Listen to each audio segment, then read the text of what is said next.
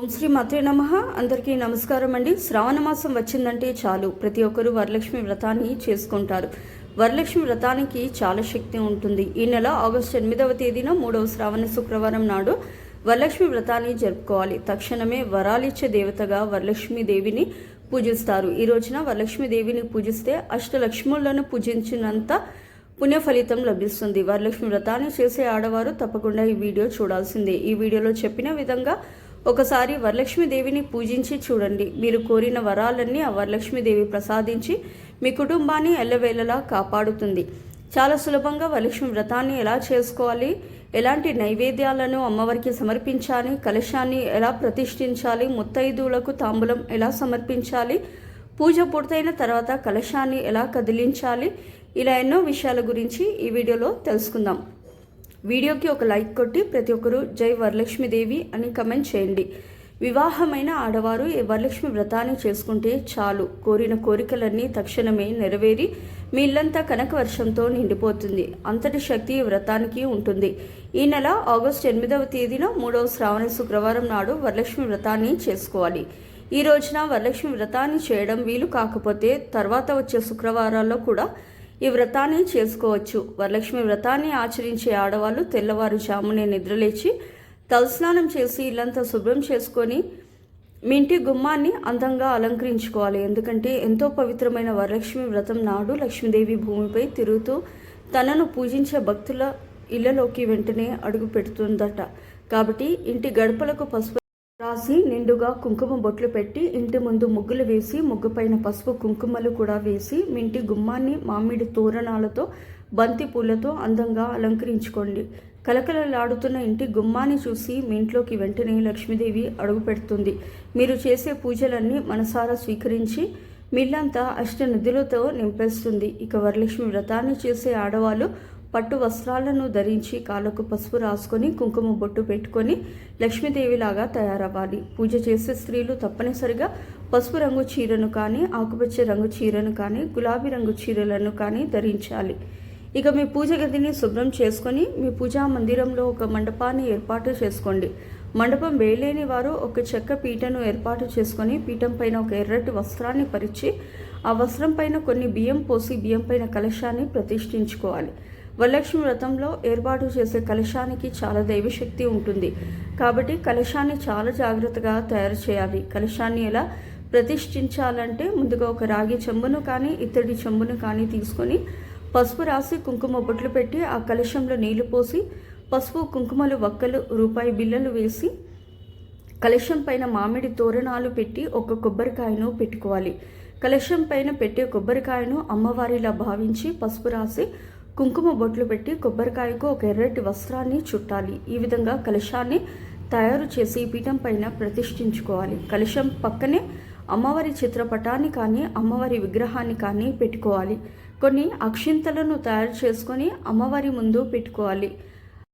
అలాగే పసుపుతో గణపతిని తయారు చేసి తమలపాకు పైన గణపతిని ప్రతిష్ఠించి కుంకుమ బొట్లు పెట్టి మీరు చేసే వ్రతంలో ఎలాంటి అడ్డంకులు ఏర్పడకుండా ఈ వరలక్ష్మి వ్రతం బాగా జరిగేలా చూడమని పసుపు గణపతికి నమస్కారం చేసుకోవాలి.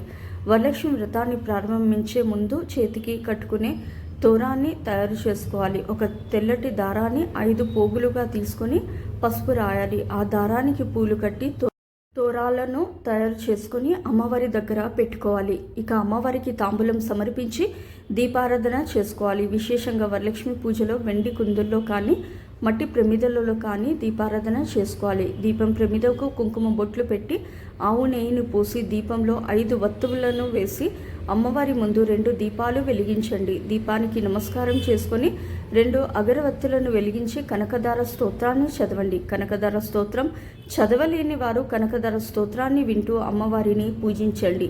అలాగే ఓం శ్రీ లక్ష్మీదేవియే నమః అనే మంత్రాన్ని చదువుతూ అమ్మవారిని పూజించండి. ఇక మీకున్న స్తోమతను బట్టి అమ్మవారికి ఒక పట్టు చీరను సమర్పించండి లేదా ఒక రవిక ముక్కను సమర్పించండి. ఇక వరలక్ష్మి పూజలో తప్పనిసరిగా 5 నైవేద్యాలను అమ్మవారికి సమర్పించండి. పులిహోర, నానబెట్టిన శనగలు, పాలతో చేసిన పరమాన్నం, గారెలు, చలిమిడి, బెల్లం పానకం, వడపప్పు, బూరెలు ఇలా 5 రకాల నైవేద్యాలను అమ్మవారికి నివేదించాలి. అమ్మవారి ముందే నైవేద్యాలను పెట్టి నైవేద్యం చుట్టూ నీళ్లు చిలకరించి అమ్మవారికి నమస్కారం చేసుకోండి.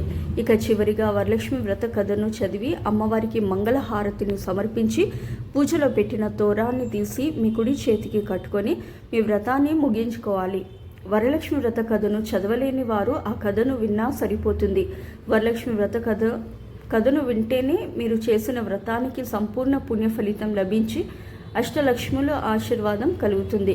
ఈ విధంగా ఇంట్లో వ్రతాన్ని పూర్తి చేసుకొని ఇంటికి ముత్తైదువులను పిలిచి వాయనం అందించాలి. కనీసం 5 ముత్తైదువులకైనా పిలిచి కాళ్ళకు పసుపు రాసి కుంకుమ బొట్టు పెట్టి ముత్తైదువులకు వాయనంగా పసుపు కుంకుమలు, నానబెట్టిన శనగలు, అరటి పండ్లతో తాంబూలం ఇచ్చి వాయనం అందించాలి. మీ ఇంటికి వచ్చిన ముత్తైదువులలో మహాలక్ష్మీదేవితో సమానం కాబట్టి ముత్తైదువులకు వాయనం అందించి మీ పూజలో అమ్మవారికి నివేదించిన నైవేద్యాలను మీ ఇంటికి వచ్చిన ముత్తైదువులందరికీ ప్రసాదంగా పంచిపెట్టండి. పూజ చేసిన ఆడవారు కూడా అమ్మవారికి పెట్టిన నైవేద్యాన్ని తినేయాలి. ఇక ఈ వరలక్ష్మి వ్రతాన్ని చేసే ఆడవారు తప్పనిసరిగా రోజంతా ఉపవాసం ఉండాలి. మధ్యాహ్నం సమయంలో నిద్రపోకూడదు.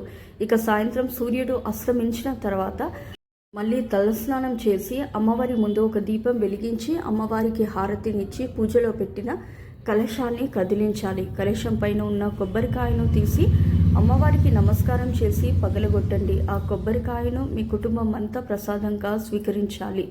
కలశంలో ఉన్న నీటిని ఇల్లంతా చల్లుకొని మిగిలిన నీటిని మొక్కలకు పోయండి. ఇక కలశం కింద పెట్టిన బియ్యాన్ని అన్నంలాగా వండుకోవచ్చు లేదా పరిమాణం తయారు చేసుకోండి. ఇక కలశాన్ని అలంకరించిన పూలను అలాగే ఆకులను జాగ్రత్తగా తీసి ఏదైనా చెట్టు దగ్గర కానీ ప్రవహించే నదిలో కానీ వేయండి. ఆడవారు ఉదయం అంతా ఉపవాసం ఉండి సాయంత్రం ఈ ఉపవాసాన్ని విరమించి భోజనం చేయవచ్చు. ఎంతో మహిమగల ఈ వరలక్ష్మి వ్రతం ఆడవారు సౌభాగ్యానికి, ఐశ్వర్యానికి సంకేతం. సో ఇదండి ఇవాల్టి వీడియో. ఈ వీడియో కనుక మీకు నచ్చినట్లయితే ప్లీజ్ లైక్ చేసి మీ ఫ్రెండ్స్కి షేర్ చేయండి. అలాగే మా కొత్త వీడియోస్ మీకు వెంటనే చేరాలంటే మా ఛానల్ని సబ్స్క్రైబ్ చేసుకొని పక్కనే ఉన్నటువంటి బెల్ ఐకాన్ని ప్రెస్ చేయండి. ధన్యవాదములు. సో ఇదండి ఇవాల్టి వీడియో. రేపటి వీడియోలో మళ్ళీ కలుస్తాను. అంతవరకు సెలవు. నమస్కారము. సర్వే జన సుఖినో భవంతు. ఫస్ట్ టైం నా ఛానల్ చూసేవాళ్ళు దయచేసి లైక్ చేయండి, షేర్ చేయండి, అలాగే సబ్స్క్రైబ్ చేసుకోండి. Thank you.